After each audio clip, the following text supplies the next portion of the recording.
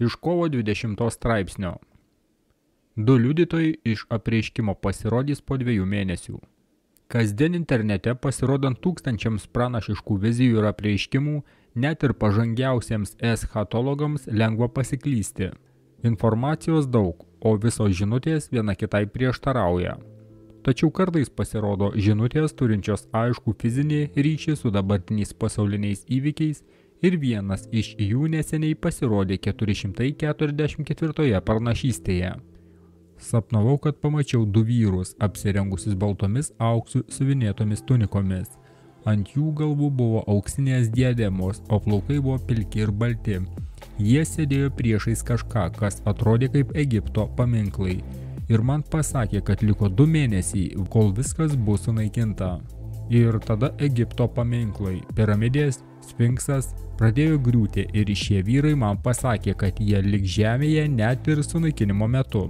Tada vienas jų labai griežtai pažiūrėjo į mane ir kartu su kitu vyru įlipo į kažkokį futurologinį liftą, kuris nugabeno juos į žemę.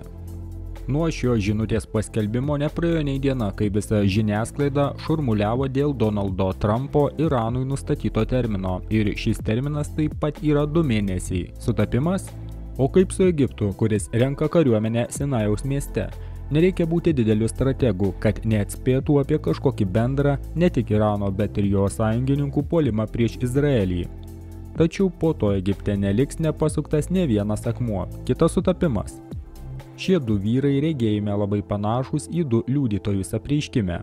Jų pranašiška veikla trunka 1260 dienų ir baigėsi jų mirtimi nuo žvėries iš bedugnės. Jie pasirodo tarp 6 ir 7 trimitų skambėjimo, tad pažiūrėkime, ką apie trimitus rašo apreiškimas. 7 trimitai aprašyti apreiškimo 8 skyriuje 6-21 eilutėje. 7 trimitai yra 7 antspaudų turinys, apreiškimo 8 skyrius 1-5 eilutės.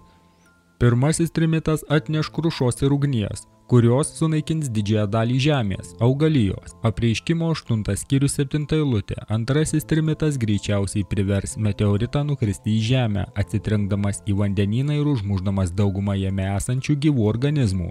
Apreiškimo 8 skyrius 8-9 eilutė. Trečiasis trimitas panašus į ankstesnį, tačiau jis paveiks žemės ežerus ir upes, o ne jūras ir vandenynus. Apreiškimo 8 skyrius 10-11 eilutės. Ketvirtas iš 7 trimitų užtemdys saulę ir mėnulį. Apreiškimo 8 skyrius 12 eilutė. Penktasis milžiniškų skėrių, kurie puola ir kankina žmonės invazija. Apreiškimo 9 skyrius 1-11 eilutės. Šeštasis trimitas išlaisvins demonišką armiją, kuri nužudys trečdalį žmonijos. Apreiškimo 9 skyrius 12-21 eilutės. Septintasis trimitas išauks 7 angelus su 7 Dievo rūstybės dubenimis.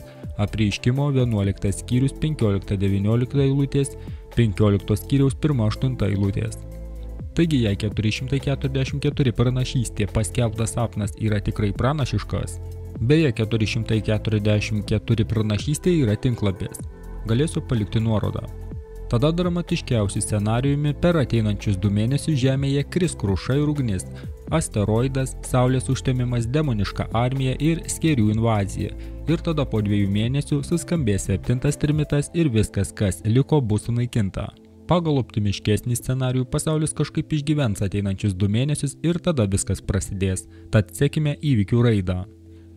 Tai va, draugai, dar viena sąmokslo teorija apie pasaulio pabaigą. Tačiau kai pasaulyje dabar vyksta tokie beprotiški dalykai, tai žinot, galima tikėtis visko. Turiu omenyje iš valdančiųjų bepročių pusės. Kol kas depopulaciją įgyvendinti jiem tikrai sekasi. Žmonės sėkmingai patys save utilizuoja. Tai petys už laisvę, tai ginklas už laisvę. Tik klausimas, kokie jų planai toliau. Manau, į šį klausimą gali atsakyti tik tie, kurie tai organizuoja. O jeigu kažkas kažkokiam įraše sako, o, žinau 100% informaciją, jis meluoja. Tokia informacija paprastiems žmonėms neprieinama. Todėl galime tik tai rinkti trupinius ir spėlioti. Tai tiek.